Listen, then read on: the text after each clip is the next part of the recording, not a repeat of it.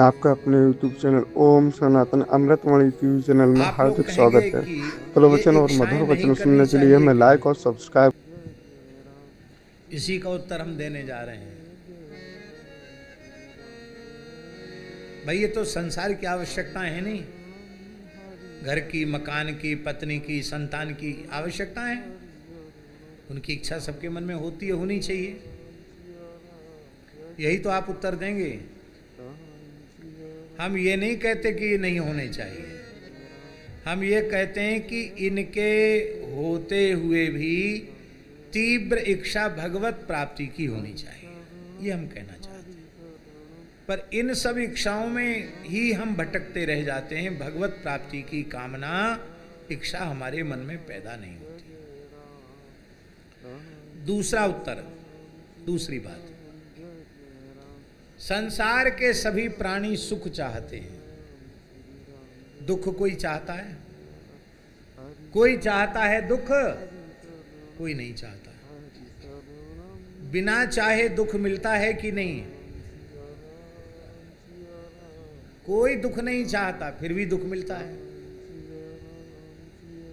यही बात दत्तात्रेय भगवान कह रहे हैं। ब्राह्मण उवाच सुखम ऐन्द्रियकम राजन स्वर्गे नरक एवच देहिनाम यद यथा दुखम तस्मान निच्छेत तद्बुधा। भगवान दत्तात्रेय कह रहे हैं देह मिला है, इंद्रियां मिली हैं, तो देहेंद्रियादि का प्रारब्ध उनके साथ है। प्रारब्ध के अनुकूल दुख अथवा सुख बिना इच्छा के भी मिलेंगे। जैसे चाहने पर भी सुख उतना ही मिलता है जितना प्रारब्ध में लिखा हुआ है, और बिना चाहे दुख मिलता है, बिना प्रयत्न के बिना चाहे दुख मिलता। क्यों मिलता है? क्योंकि प्रारब्ध में लिखा है। तो प्रारब्ध के अधीन जैसे दुख मिलता है ऐसे ही सुख मिल जाएगा। उसके लिए आपको इच्छा करने की आवश्यकता नहीं। बिना इच्छा के घर हो जाएगा, बिना इच्छा के पत्नी हो जाएगी, पुत्र हो जाएंगे, सब काम संसार का हो जाएगा बिना इच्छा के। और यदि तुम्हारे प्रारब्ध में नहीं है तो पूरा जीवन प्रयत्न करो, नहीं होगा। बहुत से लोग ऐसे देखे जाते हैं, आप तो संसार में रहते हैं, व्यवहार में रहते हैं, कि जिन्होंने बहुत थोड़ा पुरुषार्थ किया उनको लाभ बहुत ज़्यादा मिल गया। और बहुत से लोग ऐसे होते हैं जो बहुत पुरुषार्थ करते हैं लेकिन घाटे पर घाटा होता चला जाता है। जहाँ जाते वहीं विफलता, वहीं विफलता, ऐसा होता है। तो क्या है? ये पूर्वकृत उनका प्रारब्ध ही उसमें कारण है।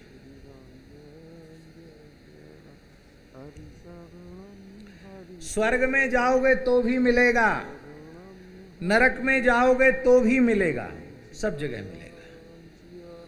भगवान दत्तात्रेय कह रहे हैं कि प्राणियों को जैसे बिना इच्छा के, बिना प्रयत्न के रोकने की चेष्टा करने पर भी पूर्व कर्मानुसार दुख प्राप्त होते हैं, ऐसे ही वह स्वर्ग चला जाए चाहे नरक में पड़ा रहे, देहेंद्रियादि के सन्निकर्ष से, संबंध से प्राप्त होने वाले सुख भी उनको वहां मिलेंगे।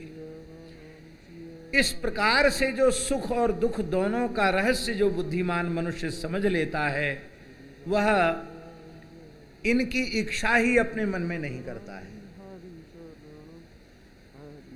सहज जैसे धनुष की प्रत्यंचा से छूटा हुआ बाण प्रयोक्ता ने जितनी शक्ति से उसको फेंका है, ऐसे ही उतनी शक्ति से अपने लक्ष्य तक जाकर अपने लक्ष्य तक की दूरी बाण तय कर लेता है।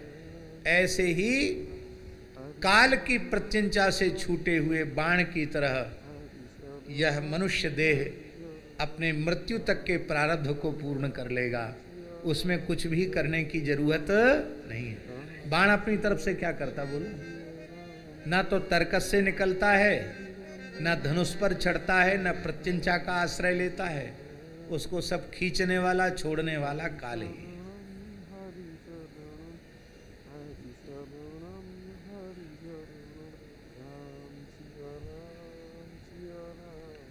इसलिए हे राजन, हमने तो ये शिक्षा ले ली है अजगर से। ये 9वां गुरु अजगर है। अजगर से मैंने ये शिक्षा ली है कि इतना मोटा तगड़ा विशाल काय प्राणी अजगर अपने पेट भरने के लिए बहुत परेशान नहीं, मस्त रहता है, जहां पड़ा वहां पड़ा है, अपने आप जो मिल गया उसको खा लिया, नहीं तो संतुष्ट है अपने आप। ऐसे ही बहुत ज्यादा भटकना नहीं चाहिए, अपने आप पड़े रहो, मस्त, भगवान की कृपा से सब होगा। पर ये बात है, इस कथा को सुन के आप अपने घर में जाके इसका प्रयोग मत करने लग जाना। नहीं, बच्चे जो पढ़ाई लिखाई करने वाले हैं वो भी प्रयोग करें कि अब विद्यालय नहीं जाना है, घर का कोई काम धंधा नहीं देखना है, तो घर में लड़ाई झगड़ा शुरू हो जाएगा। दत्तात्रेय भगवान की कोटि का वैराग्य हो जाएगा तो अपने आप छोड़ना नहीं पड़ेगा, सब छूट जाएगा। इसलिए ये वैराग्य की भी नकल नहीं करनी चाहिए, अच्छी बातें सुननी समझनी और अपने जीवन में उतारने का प्रयत्न करना चाहिए।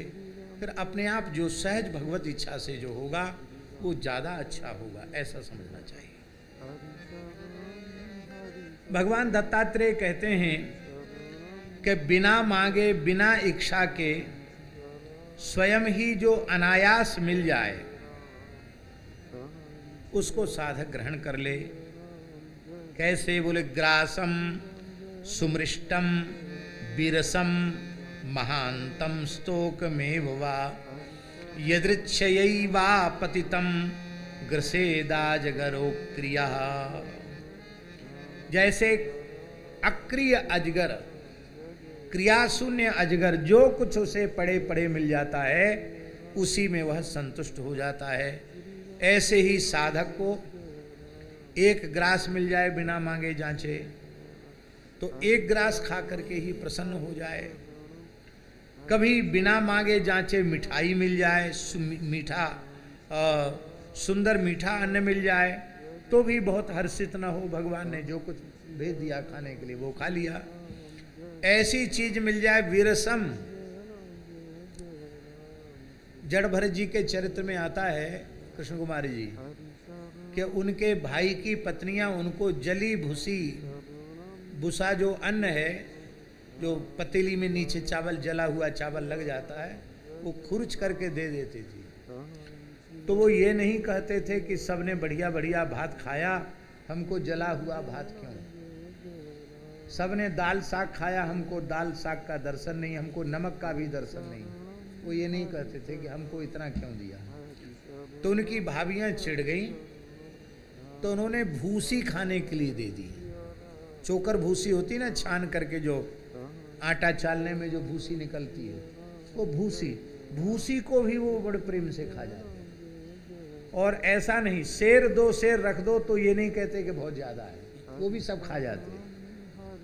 और 100-150 ग्राम रख दो तो ये नहीं कहते कि बहुत कम है, वो भी खा जाते हैं। कहते स्तोकम महानतम, थोड़े से थोड़ा हो अथवा ज्यादा से ज्यादा हो, सरस हो अथवा नीरस हो, जो मिल जाए उसी को खाकर संतुष्ट हो जाए। यदृच्छयैवा पतितम, आकाश वृत्ति से सहज जो मिल जाए उसी से संतुष्ट हो। कैसे? बोले अक्रिय अजगर के समान, क्रिया शून्य अजगर के समान। बोलो भक्तवत्सल भगवान की। बहुत तीव्र वैराग्य होता है तब व्यक्ति यदृच्छा वृत्ति का आश्रय ले सकता है। नहीं, लोग क्या करते हैं, कुछ पैसा इकट्ठा कर लिया और पैसा कहीं रख दिया, फिर उससे धीरे धीरे खाते रहते हैं। बहुत से लोग ऐसा करते हैं। ऐसा नहीं करना चाहिए, हम नहीं बोल रहे हैं, लेकिन हम यह पूछना चाहते हैं कि जो लोग ऐसा करते हैं उनको पैसे का आश्रय है कि भगवान का आश्रय? किसका आश्रय है? सच्ची बात बोलो, किसका आश्रय है? भगवान का तो नहीं हुआ। फिर कभी मौके पर भी, अरे हमको किसी के सामने भात पसारने की, भीख मांगने की जरूरत नहीं है, हमने कमाया है ना, हमारे पास है, हमारे लिए वो बहुत है। हमको किसी से भीख मांगने की जरूरत नहीं है।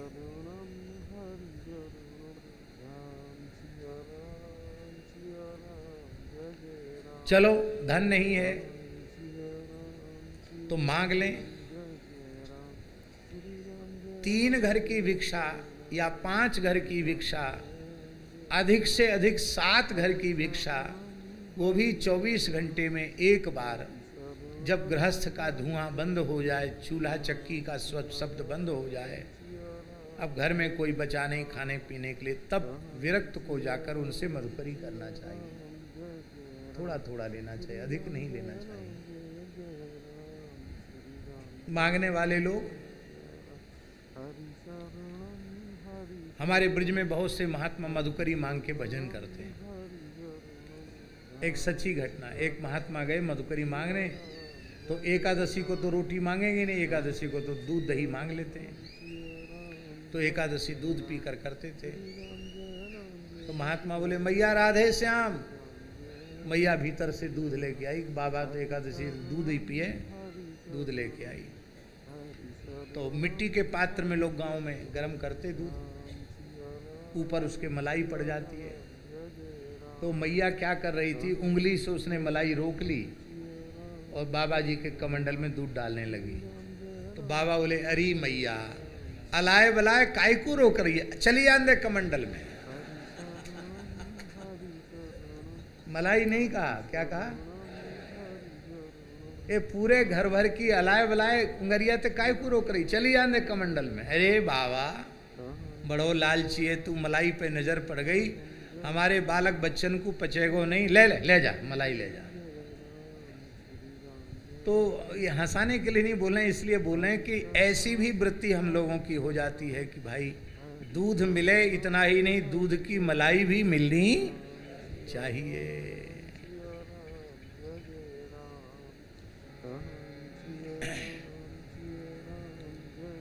तो बुद्धिमान पुरुष अजगर के समान उसे ही खाकर जीवन निर्वाह कर ले और शरीर से और संसार से दोनों से उदासीन रहे।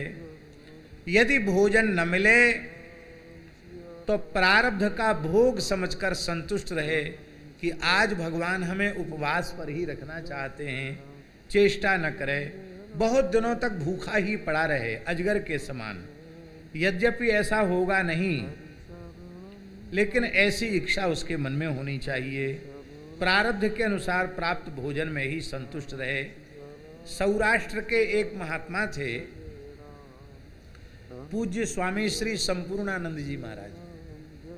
आपने यदा कदा कभी परम श्रद्धेय स्वामी श्री राम सुखदास जी महाराज के सत्संग में भी संपूर्णानंद जी का उल्लेख कभी किसी प्रसंग में आप लोगों में से किसी ने सुना होगा जरूर। स्वामी श्री शरणानंद जी महाराज मानव सेवा संघ के संस्थापक और परम पूज्य स्वामी श्री राम सुखदास जी महाराज और स्वामी श्री संपूर्णानंद जी महाराज, ये तीनों परस्पर बहुत प्रेम था इनका। तीनों मित्र थे, ऐसा समझिए, घनिष्ठ अंतरंग मित्र थे। बस अंतर इतना था कि स्वामी शरणानंद जी ने मानव सेवा संघ बनाया, स्वामी श्री राम सुखदास जी गीता प्रेस से जुड़ गए, पर संपूर्णानंद जी जीवन भर किसी न कोई संघ बनाया, न कोई संस्था बनाई, न किसी संस्था से जुड़े, न 1 इंच भूमि ली, न कोई मठ मंदिर बनाया, न कोई झोपड़ा डाला, कुछ नहीं किया। उनका जीवन ऐसा ही रहा। 106 वर्ष की आयु तक वो जीवित रहे। हमारे ऊपर बड़ी कृपा थी, हमने उनका भी खूब वात्सल्य प्राप्त किया है। तो श्री संपूर्णानंद जी महाराज ने अपने जीवन की एक घटना सुनाई। उन्होंने बताया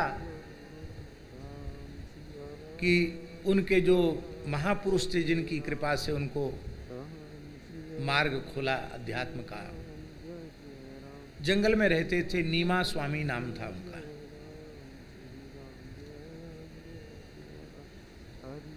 तो उनकी प्रेरणा से वो 37 वर्ष तक पूर्ण दिगंबर रहे। शरीर पर एक सूत का धागा भी नहीं, ठंडी गर्मी बरसात एक जैसे, न कोई दंड न कोई कमंडल न कोई भिक्षा पात्र, कुछ नहीं, न कुछ ओढ़ना न कुछ बिछाना, न जूता न छाता न चप्पल न खड़ाऊं। कितने वर्ष तक रहे? 37 वर्ष तक। और काष्ठ मौन, काष्ठ मौन का मतलब इशारा भी नहीं कि हमको खाने के लिए चाहिए कि पीने के लिए चाहिए। बहुत से लोग मौन धारण कर लेते हैं तो जितना बोलते नहीं उससे ज़्यादा लिख देते कागज पर, दिन भर लिखते ही रहते हैं, चाहे स्लेट पर चाहे कागज पर। इस लिखने से अच्छा तो बोल देना अच्छा है, इतना परेशान होना पड़े इससे अच्छा कुछ बोल दो, क्या परेशानी है भाई। मौन का अर्थ है केवल वाणी का मौन न होना, मौन का अर्थ है वृत्ति का मौन हो जाना। वृत्ति का मौन हो गया तो वाणी का मौन सार्थक। यद्यपि वाणी के मौन से भी बहुत से लाभ होते हैं, समय बहुत बच जाता है और नहीं तो बातचीत में बहुत सा समय नष्ट हो जाता है, और हमको तो उतना अवसर नहीं मिलता है, लेकिन फिर भी हमको भगवत कृपा से, संत कृपा से अनुभव होता है कि मौन रहते समय धीरे धीरे वृत्ति भी मौन होने लग जाती है, तो मन में संकल्प विकल्प उठना बंद हो जाते हैं, और फिर ऐसी स्थिति आ जाती है कि फिर इच्छा ही नहीं होती किसी से बोलने की। मौन का समय पूरा होने के बाद भी किसी से बोलने की इच्छा नहीं होती।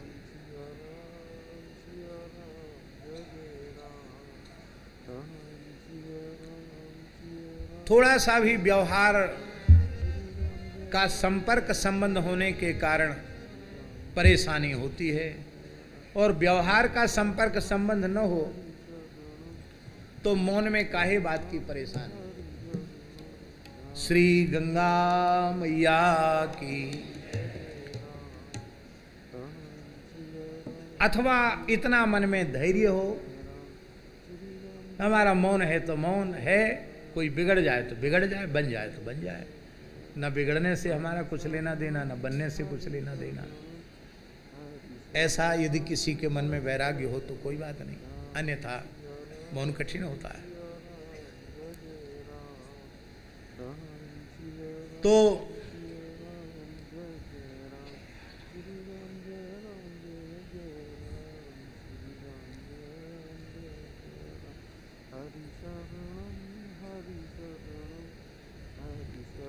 ओजः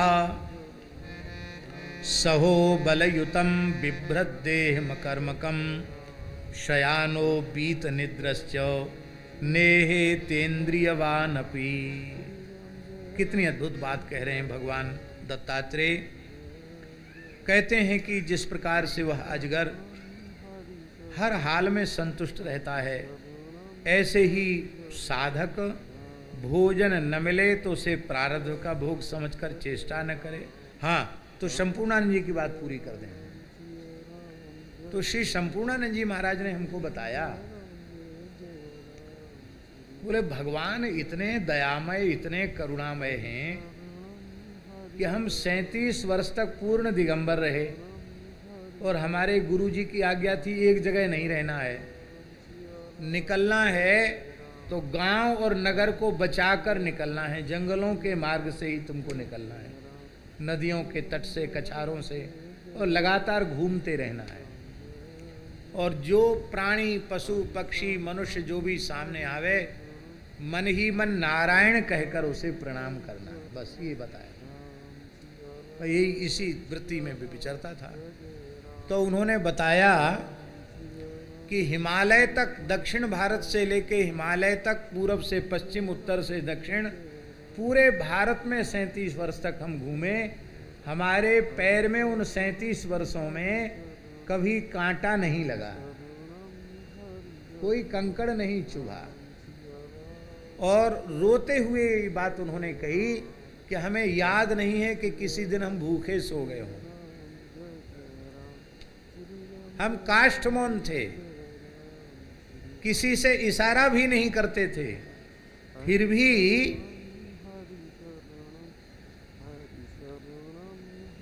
कभी भूखे नहीं रहे।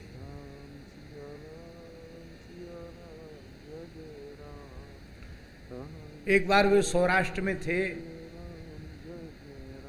तो बड़ा अकाल था, लोग अपने अपने घर छोड़कर जा रहे थे, पशु पक्षी अन्न जल के कारण मर रहे थे। तो महात्मा थे, दुखी हो गए, लोगों के प्राणियों को कष्ट को देख करके द्रवित होकर रोने लगे। ये भी घटना कृष्ण कुमारी जी उन्होंने स्वयं बताई। बोले हम बैठ के रो रहे थे लोगों के कष्ट का विचार करके, तो भगवान श्री कृष्ण हमारे सामने आ गए। क्या? भगवान श्री कृष्ण प्रकट हो गए और बोले कि स्वामी जी क्यों रो रहे हो इन प्राणियों के दुख को देखकर?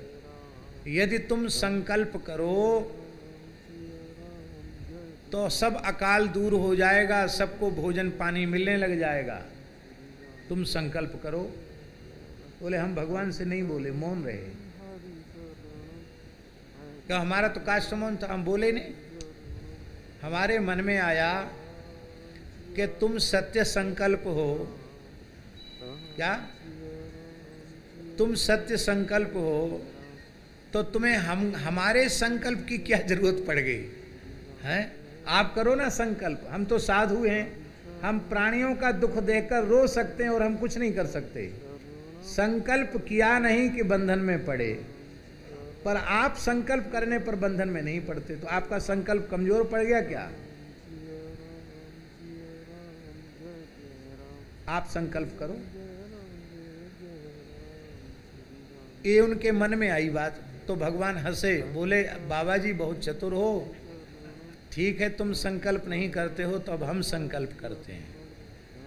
और एक समय ऐसा आया था सौराष्ट्र क्षेत्र में, 1-1 लाख लोग उनके यहाँ आकर भोजन करते थे। वो जंगल में नग्न रहते थे, अपने आप व्यवस्था जुटने लग गई। उसके बाद फिर खूब वर्षा हुई, लोगों ने श्री राम जय जय राम का कीर्तन शुरू कर दिया। थोड़े दिन बाद अकाल खत्म हो गया, पानी बरस गया। तो स्वामी जी ने एकांत में दास को बताया कि साधक को संकल्प से बचना चाहिए। भगवत इच्छा से जो कुछ हो, बड़े से बड़ा काम हो, भगवान के संकल्प से हो, भगवान की इच्छा से हो। अपने बड़ों ने, गुरुजनों ने आज्ञा दे दी, वो काम कर लो, उसमें अपना संकल्प नहीं, अपने बड़ों का संकल्प है। स्वयं संकल्प से साधक को बचना चाहिए, क्योंकि संकल्प का ही जाल है। तो संपूर्णानंद जी महाराज ने एक घटना सुनाई कि एक बार हिमालय क्षेत्र में हम चलते चलते ऐसी जगह पहुंच गए जहां से कोई रास्ता नहीं था।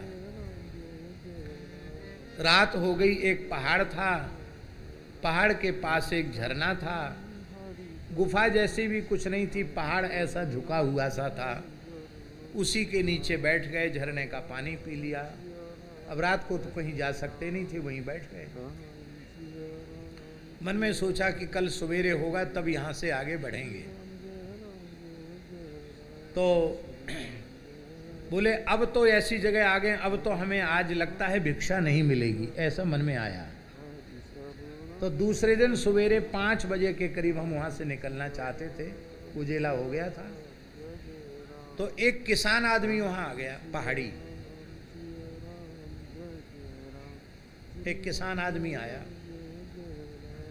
बोले बाबा रुको, बैठ जाओ। बैठ गए तो सामने पत्ता परोस दिया और सवेरे 5 बजे गरम गरम हलवा, पूड़ी और साग। अब बोले मैं अपने मन में सोचूं कि मैं सोच रहा था कि आज तो भिक्षा नहीं मिलेगी, क्योंकि वैसी जगह फंस गए हैं, कोई गांव नहीं, नगर नहीं, कोई रास्ता नहीं, पता नहीं दिन भर कहाँ भटकना पड़ेगा। और गरम गरम इतने ठंडे इलाके में गरम गरम हलवा कहाँ से आ रहा है? गरम गरम पूड़ी, गरम गरम हलवा, गरम गरम साग। तो बोले मैं एक एक ग्रास पाता जाऊं और रोता जाऊं, भगवान की कृपा का विचार करते हुए रोता जाऊं। मेरा नियम था कि मैं नीची नज़र से ही भिक्षा लेता था। भिक्षा लेने के बाद जैसे ही हमने देखा तो वहां कोई किसान, कोई आदमी वहां नहीं था। दूर दूर तक देखने पर भी नहीं दिखाई पड़ा कि कोई व्यक्ति या कोई मनुष्य वहां था। मनुष्य होता तो इतनी जल्दी गायब थोड़ी हो जाता। पहाड़ में ऊपर चढ़े हुए आदमी को नीचे तक बहुत दूर तक दिखाई पड़ता है, नहीं दिखाई पड़ा। तो वो कहते थे कि ऐसा कभी आएगा नहीं भगवान के सहारे होकर के तो देखो कि तुमको भूखा मरना पड़े। मैं इसका प्रमाण हूं कि 37 वर्ष तक दिगंबर रहने पर भी कभी भूखा नहीं रहा, कभी प्यासा नहीं लगा, कभी मेरे पैर में कांटा कंकड़ भी नहीं लगा। किसके कारण? केवल भगवान के आश्रय के कारण। भगवान का आश्रय है, भगवान का आश्रय ही सर्वोपरि आश्रय है। सामने ब्रह्मचारी जी बैठे हैं, गंगा जी की अपार कृपा है। लगभग 35-40 वर्ष तो हो गया होगा, कितना 41 वर्ष हो गया। 41 वर्ष से गंगा जी का तट छोड़ के कहीं नहीं गए, ऋषिकेश छोड़ के कहीं नहीं गए। तो हम आपसे पूछते हैं, सही सही बताना, झूठ तो बोलोगे क्यों? गीता प्रेस गोरखपुर से जब आप चले थे गीता वाटिका से, तो क्या सोच के चले थे? कुछ व्यवस्था लेके चले थे वहाँ से? रुपया, पैसा, कपड़ा लत्ता, राशन पानी कुछ लेके चले थे? भगवान ने किसी चीज की कमी छोड़ी? ये धन का आश्रय होता और व्यक्ति का आश्रय होता तो ये नहीं हो सकता था। जो भगवान का आश्रय लेने से होता है वो जन और धन का आश्रय लेने से नहीं होता। भगवान का आश्रय सर्वोपरि। हमने तो ये अनुभव किया है, हम आपको क्या कहें, नाम मात्र का भगवान का आश्रय जीवन को चमत्कृत कर देता है। और हृदय से कोई जीव भगवान का आश्रय ले ले तब तो कहना ही क्या है। बोलो भक्तवत्सल भगवान की जय। तो यदि भोजन न मिले तो उसे प्रारब्ध का भोग समझ करके संतुष्ट रह जाए, चेष्टा न करे, बहुत दिनों तक भूखा ही पड़ा रहे। अजगर के समान अब प्रारब्ध के अनुसार जो भोजन मिल जाए उसी में संतुष्ट रहे। उसके शरीर में मनोबल है, इंद्रिय बल है, देह बल है, तो भी वह अपने मनोबल, इंद्रिय बल, देह बल का कहीं प्रयोग न करे। निद्रा रहित होने पर भी सोया हुआ सा रहे, उन्निद्र रहे। निद्रा नहीं है भीतर से, कहां तक सोएगा आदमी? पड़े पड़े कब तक सोएगा? फिर भी सोने जैसा नाटक करता रहे। बोलो भक्तवत्सल भगवान की। कर्मेंद्रिय ज्ञानेंद्रिय से निश्चेष्ट जैसा बना रहे। हमने दर्शन नहीं किया है, पर जैसे काशी के पूज्य श्री तैलंग स्वामी जी महाराज के बारे में, काशी के तैलंग स्वामी जी थे ना, बड़े अद्भुत महापुरुष। दत्तात्रेय भगवान की जो अवस्था है उसी अवस्था पर पहुँचे हुए तैलंग स्वामी जी का अपने गीता प्रेस के अंक में भी तैलंग स्वामी जी का उल्लेख आता है। उच्च कोटि के गुणातीत पुरुष थे, महात्मा थे। यहाँ ऋषिकेश में पूज्य मस्तराम बाबा, श्री अभिराम परमहंस श्री मस्तराम बाबा, वो भी इसी कोटि के महात्मा थे। बोलो भक्तवत्सल भगवान की जय। यह मैंने अजगर से शिक्षा ली। ओजहा सहो बलयुतम बिभ्रदेह मकर्मकम शयानो बीत निद्रश्च नेहेतेन्द्रियवानपि। श्री मलुकदास जी का तो दोहा जग जाहिर है, प्रसिद्ध है। अजगर करे न चाकरी, पंछी करे न काम, दास मलुका यूं कहें सबके दाता राम। भगवान सबको देते हैं। बोलो भक्तवत्सल भगवान की।